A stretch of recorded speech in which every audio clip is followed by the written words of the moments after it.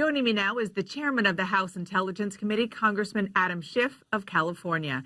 There are so many questions to get to about the Russia investigation, but first I want to ask you about the president's decision to declare a national emergency on the border.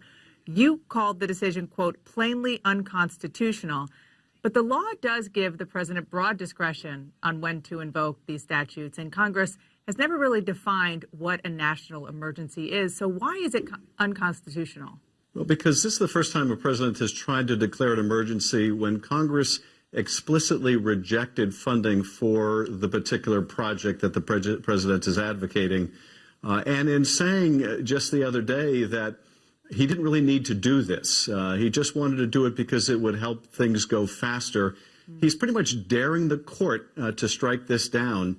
So it's hard to imagine a poor case, but I'll say this, Dana, it is going to be a real test for my GOP colleagues in Congress and their devotion to the institution.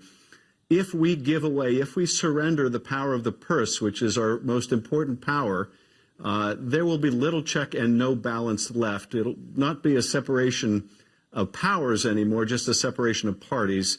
So this is going to be a moment of truth for my GOP colleagues.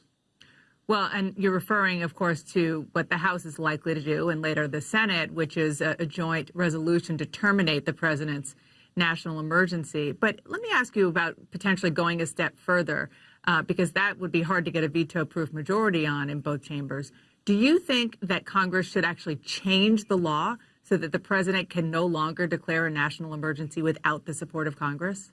Well, there are reasons why a president should have an ability to declare an emergency, that is, under a real emergency. That's plainly not the case here. And the risk that the president takes, the risk to future presidencies, is that we limit the president's power to act when it really is necessary, when it is not practical to bring the Congress into session on a moment's notice. But this president doesn't care about future presidents. He only cares about himself. And in this case, he only cares about placating his conservative critics.